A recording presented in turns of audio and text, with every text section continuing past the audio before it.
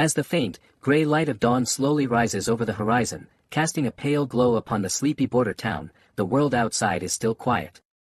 However, inside the barracks, specifically in the lodging where the mad squad stays, the silence is not absolute. Low, persistent muttering sounds can be heard drifting from one of the squad members' beds, the noise muffled slightly as it emanates from under the thick wool blanket. Alongside the sound, the faint, flickering glow of lantern light can also be seen seeping through the fabric of the covers, betraying the occupant's wakefulness. We come to know it is Cries. He is huddled there in his private cocoon, his eyes scanning a piece of parchment as he tries to decipher some ancient language scrawled across it. He squints, mouthing the strange syllables, but he is clearly having a difficult time making sense of the cryptic symbols. The incessant muttering acts like a drill, and it abruptly interrupts the frog's sleep. The frog, who sleeps in the adjacent bunk, twitches in irritation. Finally snapping, he reaches out and pulls the blanket off Cries in a fit of sudden anger, telling Cries to be quiet. The sudden exposure to the cool air and the frog's aggression makes Cries jump. He gets shocked and shimmers visibly due to the frog's action, his body vibrating with nervous energy. In an angry tone, the frog asks Cries why is he muttering nonsense from the crack of dawn, disturbing everyone's rest. But as the frog glares at the disturbance, his large eyes narrow, and then he notices the letter on the map Cries was holding, the very text Cries was trying so desperately to decipher. The frog's expression shifts from annoyance to recognition. He leans in, scanning the script.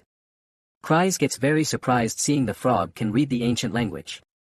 He watches with wide eyes as the frog mutters the correct translation, realizing that this creature is full of unexpected talents. Slowly, the dawn passes, the gray light shifting to gold as the sun comes up fully, signaling the start of the day. On the other side of the room, immediately, Encred gets up from sleep. There is no grogginess, no hesitation. It is a mechanical, sudden awakening, as if he had hit a wall in his dreams and bounced back into reality. To him, it feels as though today were repeating, an endless cycle of effort without breakthrough. And yet, a new today has started, and he must face it. Seeing Encred suddenly get up with such abrupt force, Cries again shimmers due to shock, his nerves still frayed from the frog's earlier outburst. After getting up, Encred looks around the room, his face set in determination, and says, "It's morning training time." Encred then immediately starts training. The rest of the squad members, now waking up, watch Encred with disappointment. They can see the stagnation in his movements. Ragna, rubbing the sleep from his eyes, shakes his head and says, "That guy really is not improving at all." Jackson says the captain must feel he has hit a wall too. It is obvious to anyone with a warrior's eye. But then, Jackson notices something subtle in Encred's expression. Jackson then wonders, but why does the captain look so happy? Despite the lack of progress, there is a strange contentment in his exertion. Rem, watching the display with a critical eye, wonders to himself, what is the squad leader even thinking? Suddenly, the routine is broken as a soldier approaches Encred, stepping into the training area and asking if he has a moment. Encred stops his training, wiping the sweat from his brow, and asks, "What is it?" The soldier stands at attention and informs Encred that Battalion Commander Marcus is calling for him. Encred nods and heads to the command tent. After Encred comes to the command tent, he finds Commander Marcus waiting for him with a serious expression. Commander Marcus gets straight to the point and assigns him a soldier mercenary request. Encred takes the document and looks it over. He sees it's an assignment to clear the colony near the frontier village. Commander Marcus points to the map on his desk and explains the situation. The commander says that around this time, the outskirts become more dangerous. Summer is the season when monsters and beasts thrive, the heat seems to fuel their aggression and breeding. He explains that once their numbers increase and a leader emerges among them, the group becomes a colony and threatens nearby villages. It is a natural cycle of violence that must be culled. Signs of a large colony have appeared near that frontier village, posing an imminent threat. Marcus looks Encred in the eye and grants Encred temporary command over the village watch and orders him to handle it. Encred returns to the soldier lodging to pack. Pin gets surprised seeing Encred preparing immediately. She watches him pile up equipment and supplies, and she tells Encred that, same as during the cross-guard mission, he really hauls around a lot of stuff. It seems excessive for a simple suppression mission. Encred tightens a strap on his bag and says, the more thorough the preparation, the better. He does not believe in taking chances.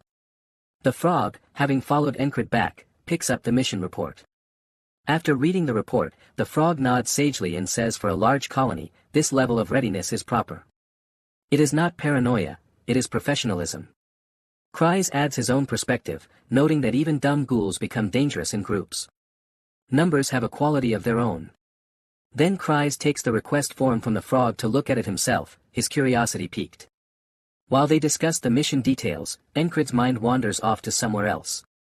He looks at his belt and thinks it would be nice to bring a whistle dagger too. Ever since he used up the one he got from that half-elf, he has got no way to get another. It was a useful tool, versatile and deadly.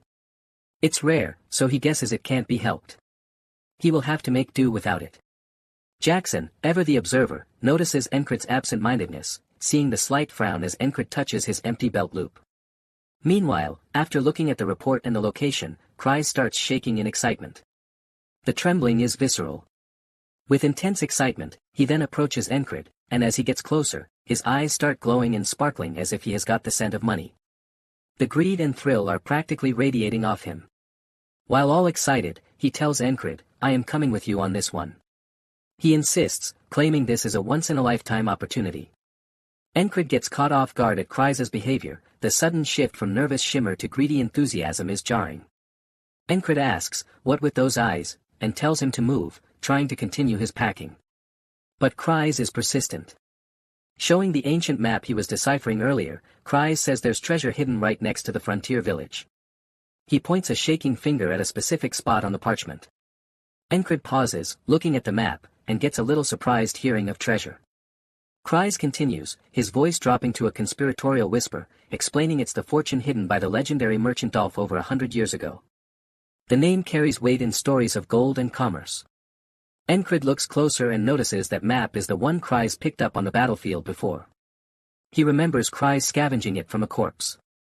Cries nods enthusiastically and says it's a well-known rumor among people who deal with Krona. The dungeon holding Dolph's treasure is over a century old. He reasons that the traps doesn't even work anymore, time would have rusted the gears and rotted the wood. So finding it is basically hitting the jackpot, high reward, zero risk. After looking at the map over Cries' shoulder, Pin says she can't read the writing. It looks like nonsense to her. Encred asks, isn't this some ancient language? The frog then cuts in on the conversation, puffing out his chest, and proudly says he helped with that. He says he is a scholar. To him, deciphering ancient text is easy. Hearing of a scholar from a warrior race like the frog, Encred gets very shocked. The frog is a brute in combat, yet he claims intellectual prowess. Pin also agrees and says she has never heard of that before, a frog of his species being a scholar. The frog looks at them with disdain and then tells them generalizing isn't good. Stereotypes are the sign of a small mind. Cries, ignoring the sociological debate, then asks Encred, so you are coming, right? He needs the squad leader's protection to get to the treasure. Encred shrugs, focusing back on his gear, and reluctantly says, if it's just stopping by. He won't make it the priority, but he won't stop Cries from looking. After hearing Encred's answers, Cries couldn't hold his excitement anymore. He practically dances in place. Encred stands up and announces that they will leave at dawn tomorrow and orders all squad members to prepare. He assumes the whole unit will move out as usual. But then he notices something is amiss. The usual bustle of the squad preparing is absent. With an indifferent look, Rem leans against the wall and says he is not going. He cleans his fingernails with a dagger, showing zero interest in the mission. With that same expression, Auden says the Lord isn't giving him an answer. His cryptic way of saying his intuition, or his deity, is telling him to stay put. Ragna, yawning, also passes this time. He prefers to sleep or train at his own pace. Jackson, as usual with his brooding face, says he has got something to take care of. He is vague, offering no details. Cries, surprised that the heavy hitters are staying behind, casually asks Jackson, since when? He notes that Jackson is always dying to follow the squad leader, shadowing him like a bodyguard. But Jackson ignores Cries' remarks and simply goes out of the room without explaining further. Encred doesn't say anything and only watches. He does not demand their obedience or force them to come. He respects their autonomy. With a nervous look, Pin asks, won't their fighting strength drop? Without Rem, Jackson, and Ragna, the squad is significantly weaker. At that moment, the frog steps forward and says he will go. He reasons that there is no point staying if Encred isn't here anyway, the barracks will be boring without the captain. Kryze gets happy that if a frog is coming, then they are fine. The frog is strong enough to handle most threats. Kryze then goes to pack, his mind filled with visions of gold. Encred then watches all his squad members and notices their behavior. He senses there is more to their refusal than laziness or errands, but he keeps his thoughts to himself. Soon, the dawn of the next day arrives. The air is crisp and cold. The frog stands by the door and tells Encred they are ready to head out. Kryze, looking at the assembled group, comments an unnecessary comment that the leopard is coming too. He points at Esther, the beast who fights alongside them. After hearing that, Esther roars and grits her teeth at Kryze, flashing sharp fangs, which scares him into silence. Encred shoulders his pack, ready to leave. But before Encred heads out, Jackson appears from the shadows. He stops him and tosses him a pouch. Encred catches it, it is heavy. When Encred opens the pouch, he sees it's full of whistle daggers. The very weapon he was wishing for yesterday. Jackson looks away and tells Encred he acquired them through his own channels. It was not an easy task, but he managed it. Encred looks at the daggers, then at Jackson, and asks, so that's why he was busy yesterday. Jackson hadn't been avoiding the mission, he had been preparing this support. With an indifferent look, Jackson says he thought the squad leader needed at least one more weapon right now. He plays it off as a mere tactical decision.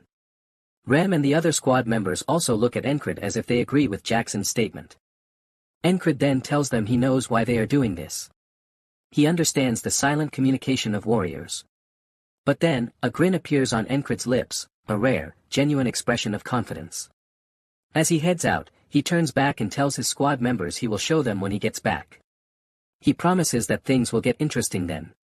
He will break through his wall. Jackson watches as Encred leaves, the silhouette of the captain fading into the morning mist.